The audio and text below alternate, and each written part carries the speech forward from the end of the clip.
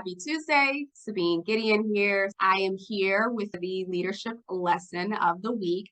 And today we're going to talk about how to incorporate downtime to prevent burnout. So, as I've spoken to colleagues and peers in corporate space as well as entrepreneurship, the burnout is real. The burnout situation is definitely real, especially given the external environment of the marketplace, the challenges that we're being hit with left and right, and also over an extended period of time over these last couple of years. It's not surprising that so many individuals are getting to that place where they're out of steam and they need some time to recuperate. So today I want to focus on how to avoid that, especially for those of you who are leaders and who are leading others. It's so critically important that you are monitoring your own energy levels and that you are doing what you can to prevent burnout, regardless of some of the external factors.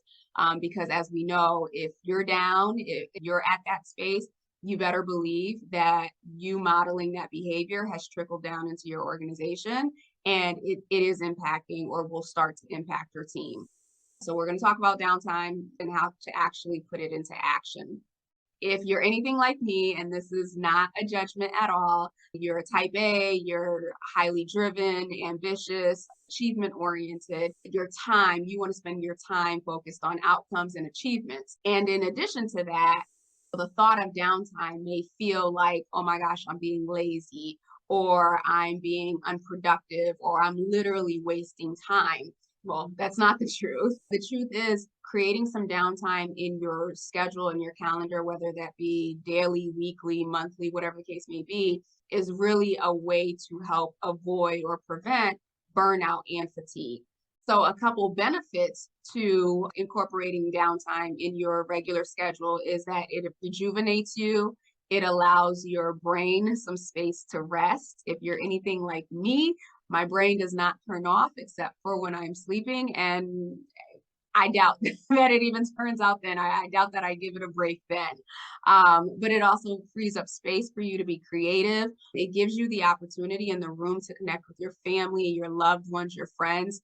It helps prevent depression so that you're not always in this state of being on or anxious or in fight or flight mode. And then also it offers you some perspective.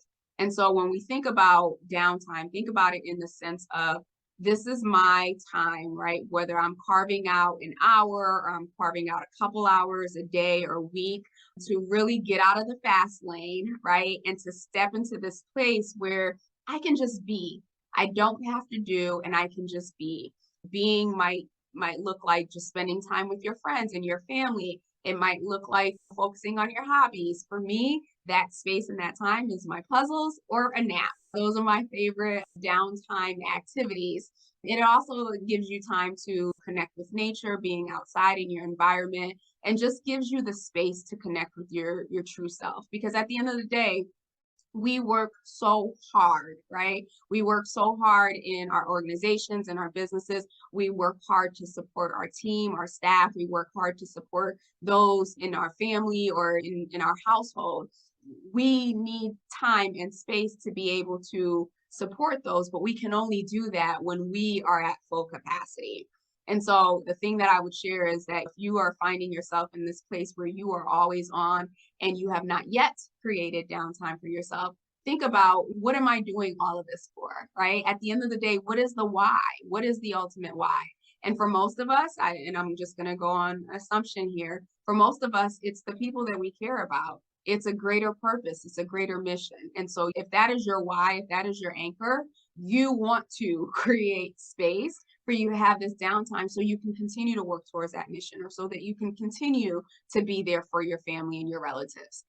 Your downtime activity can be anything. It can be anything that brings you pleasure, anything that just allows you not to have to think or analyze or be super, super critical, but that you can just laugh, you can enjoy life, you can enjoy the things around you and the people around you. The what is not important as much as all right, I'm making time for this. And so here are some ways that you can build downtime in your life, right? You can start off with a morning routine. I have a morning routine where it's working out, going into my place of prayer and worship, journaling sometimes, and then starting my day.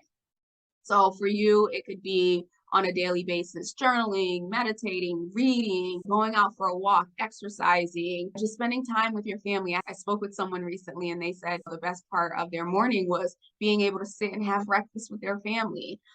So whatever that is for you in that moment where you just get to be and experience the day, experience life outside of being attached to your cell phone or your email or whatever else, that's what you can incorporate. On a weekly basis, it could look like going for a massage, date night, family night, game night. And then monthly, as you think about how do I incorporate downtime, do you have a book club that you're part of? Or are there friends that you haven't seen in a while that you want to make time for, whether it's in person or in Zoom? You can volunteer in your community and then annually look at taking a vacation, a staycation. You can do a mission trip or engage in some type of sport. But the point here is that downtime has to be scheduled. You have to be intentional about it. Otherwise, guess what's going to fill it up? Work or problem solving or the needs of this person or the needs of that person. And you never really get that chance to kind of decompress and step away. One other thing that I would add here, especially for those who are in an entrepreneurship, and I think this could count for people who are in corporate as well. I have a CEO day. And so that's the fourth or the third, I should know, right? Friday of the month where I don't schedule any meetings and I just create that space to just be, allow myself to get creative ideas around my business, around things that I want to do for my clients. I catch up on things that have been on my to-do list that I have not touched because I was on the go, go, go, go, go. And so I do a full day. Some people do a half day. Some people just schedule a couple hours.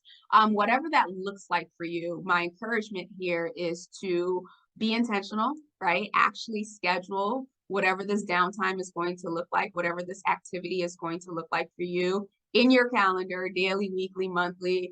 Communicate that to those who are around you, whether it's the people at work, the people at home, that this is my time. This is my sacred space to just be.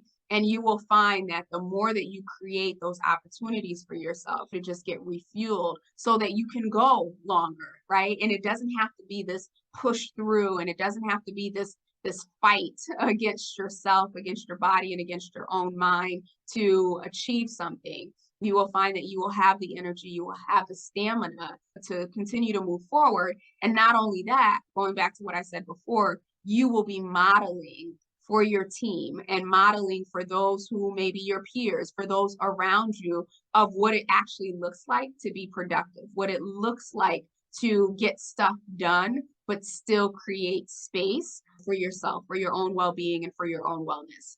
That's all I have for you today. Please be sure to tune in to tomorrow's episode of the She Leads Now podcast, where I have the amazing Dawn Myers, who is a fellow HR alum, who will be sharing around leadership burnout and some really, really great techniques and strategies that she applies when she is in that space of feeling overwhelmed and anxious, and that she shares with her clients as well. Let me know down in the comments what you do or what your process is for engaging in downtime that perhaps I forgot to list. I'd love to hear your thoughts so we can engage. With that, have a wonderful rest of the day. See you next week. Take care.